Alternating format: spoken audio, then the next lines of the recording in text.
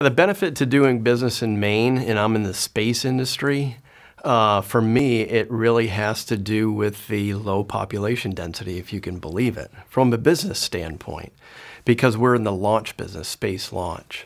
And so the whole northern part of the state is really our playground, so to speak.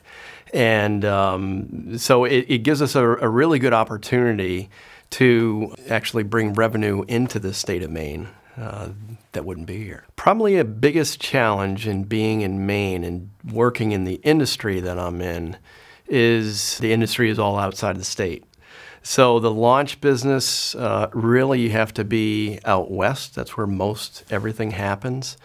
And trying to get into the launch business, into space in general, being in a state that's very high, has a high workforce, like Colorado has a high workforce in aerospace, is really ideal for my company.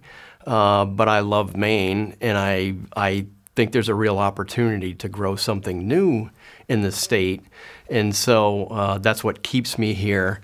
I'd have to say making the connections outside the state is probably the biggest challenge.